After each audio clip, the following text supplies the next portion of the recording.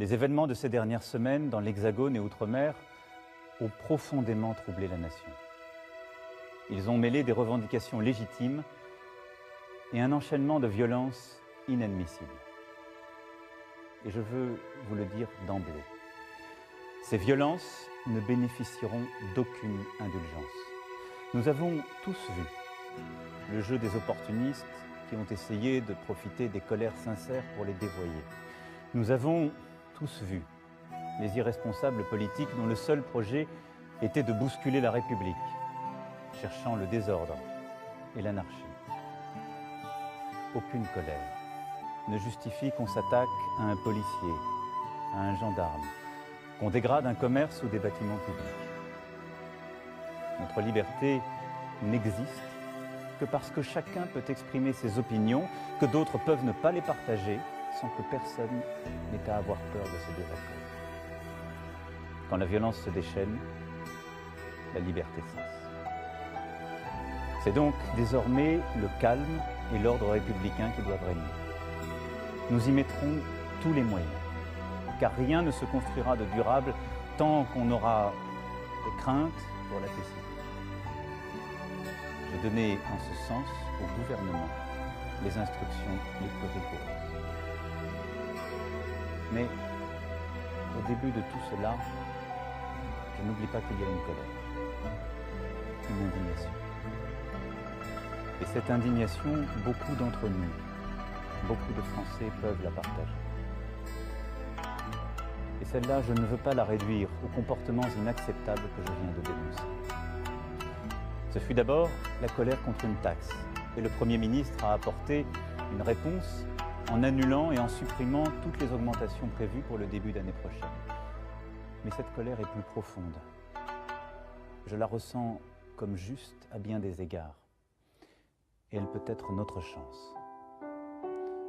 C'est celle du couple de salariés qui ne finit pas le mois et se lève chaque jour tôt et revient tard pour aller travailler loin. C'est celle de la mère de famille, célibataire, veuve ou divorcée, qui ne vit même plus, qui n'a pas les moyens de faire garder les enfants et d'améliorer ses fins de mois, et n'a plus d'espoir. Je les ai vues, ces femmes de courage, pour la première fois disant cette détresse, sur tant de ronds-points. C'est celle des retraités modestes, qui ont contribué toute leur vie et souvent aident à la fois parents et enfants et ne s'en sortent pas. C'est celle des plus fragiles, des personnes en situation de handicap, dont la place dans la société n'est pas encore assez reconnue. Leur détresse ne date pas d'hier. Mais nous avions fini lâchement par nous y habituer. Et au fond, tout se passait comme s'ils étaient oubliés, effacés. Ce sont 40 années de malaise qui ressurgissent.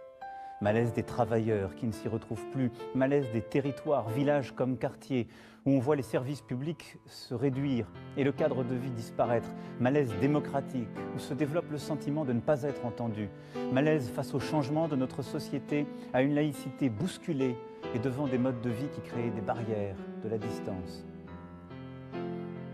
Cela vient de très loin, mais c'est là. Sans doute n'avons-nous pas su depuis 1 an et demi y apporter une réponse suffisamment rapide et forte. Je prends ma part de cette responsabilité. Il a pu m'arriver de vous donner le sentiment que ce n'était pas mon souci, que j'avais d'autres priorités. Je sais aussi qu'il m'est arrivé de blesser certains d'entre vous par mes propos. Je veux ce soir être très clair avec vous. Si je me suis battu pour bousculer le système politique en place, les habitudes, les hypocrisies, c'est précisément parce que je crois plus que tout dans notre pays et que je l'aime. Et ma légitimité, je ne la tire d'aucun titre, d'aucun parti, d'aucune coterie, je ne la tire que de vous, de nul autre. Nombre d'autres pays traversent ce mal-vivre qui est le nôtre. Mais je crois profondément que nous pouvons trouver une voie pour en sortir tous ensemble. Je le veux pour la France, parce que c'est notre vocation, au travers de l'histoire, d'ouvrir ainsi des chemins jamais explorés, pour nous-mêmes et pour le monde. Je le veux pour nous tous, Français, parce qu'un peuple qui se divise à ce point, qui ne respecte plus ses lois et l'amitié qui doit l'unir, est un peuple qui court à sa perte. Je le veux aussi, parce que c'est en pressentant cette crise que je me suis présenté à votre suffrage pour réconcilier et entraîner, et que je n'ai pas oublié cet engagement et cette nécessité. C'est d'abord l'état d'urgence économique et sociale que je veux décréter aujourd'hui. Nous voulons bâtir une France du mérite, du travail, une France où nos enfants vivront mieux que nous. Cela ne peut se faire que par une meilleure école, des universités, de l'apprentissage et des formations qui apprennent aux plus jeunes et aux moins jeunes ce qu'il faut pour vivre libre et travailler. L'investissement dans la nation, dans l'école et la formation est inédit, et je le confirme. Nous voulons une France où l'on peut vivre dignement de son travail. Sur ce point, nous sommes allés trop lentement. Je veux intervenir vite et concrètement sur ce sujet. Je demande au gouvernement et au Parlement de faire le nécessaire afin qu'on puisse vivre mieux de son travail dès le début d'année prochaine. Le salaire d'un travailleur au SMIC augmentera de 100 € par mois dès 2019, sans qu'il en coûte 1 € de plus pour l'employeur. Je veux renouer avec une idée juste, que le surcroît de travail accepté constitue un surcroît de revenus. Les heures supplémentaires seront versées sans impôt ni charge dès 2019. Et je veux qu'une vraie amélioration soit tout de suite perceptible. C'est pourquoi je demanderai à tous les employeurs qui le peuvent de verser une prime de fin d'année à leurs employés. Et cette prime n'aura à acquitter ni impôt ni charge. Les retraités constituent une partie précieuse de notre nation.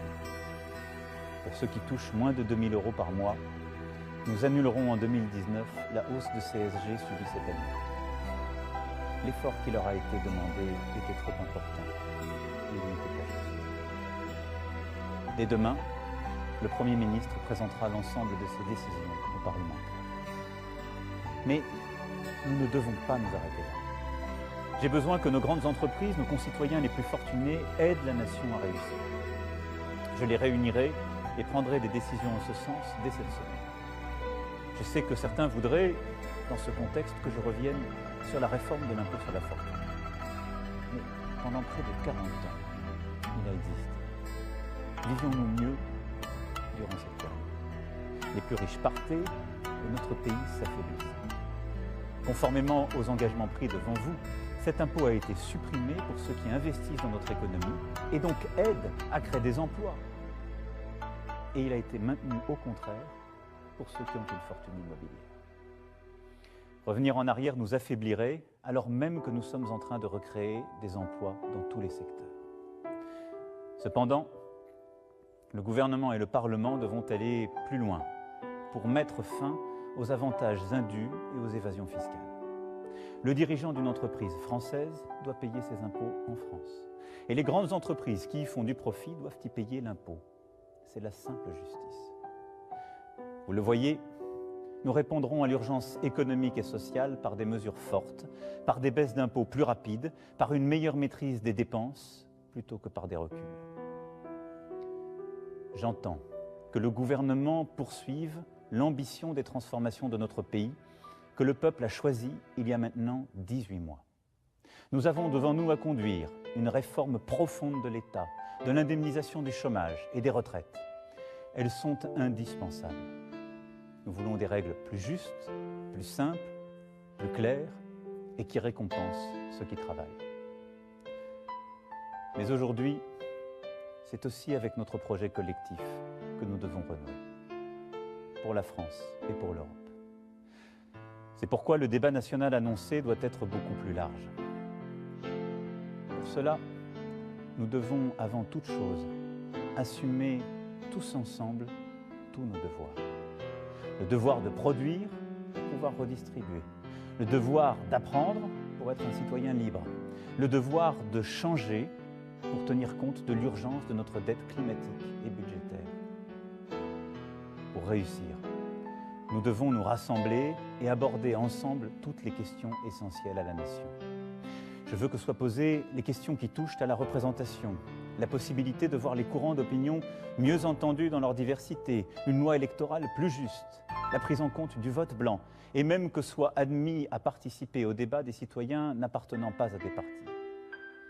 Je veux que soit posée la question de l'équilibre de notre fiscalité, pour qu'elle permette à la fois la justice et l'efficacité du pays.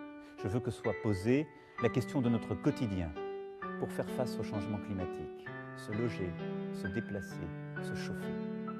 Et les bonnes solutions émergeront aussi du terrain. Je veux que soit posée la question de l'organisation de l'État, de la manière dont il est gouverné et administré, depuis Paris, sans doute trop centralisé depuis des décennies, et la question du service public dans tous nos territoires. Je veux aussi que nous mettions d'accord la nation avec elle-même sur ce qu'est son identité profonde, que nous abordions la question de l'immigration. Il nous faut l'affronter. Ces changements de fond, qui demandent une réflexion profonde et partagée, imposent un débat sans précédent. Il devra se dérouler au niveau national. Dans nos institutions, chacun y aura sa part. Gouvernement, assemblée, partenaires sociaux et associatifs. Vous y aurez votre part. Je veux en assurer moi-même la coordination, en recevoir les avis, pour rendre ainsi le pouls vivant de notre pays. Mais un tel débat n'est pas seulement affaire de représentants institutionnels. Il doit se dérouler aussi partout sur le terrain. Et il est des interlocuteurs naturels des citoyens qui doivent en recevoir les demandes et s'en faire les relais. Ce sont les maires. Ils portent la République sur le terrain. C'est pourquoi je rencontrerai moi-même les maires de France, région par région, pour bâtir le socle de notre nouveau contrat pour la nation. Nous ne reprendrons pas le cours normal de nos vies, comme trop souvent par le passé dans des crises semblables, sans que rien n'ait été vraiment compris et sans que rien n'ait changé. Nous sommes à un moment historique pour notre pays. Par le dialogue, le respect, l'engagement, nous réussirons. Nous sommes à la tâche et je reviendrai m'exprimer devant vous pour vous rendre compte. Mon seul souci, c'est vous. Mon seul combat, c'est pour vous. Notre seule bataille, c'est pour la France. Vive la République. Vive la France.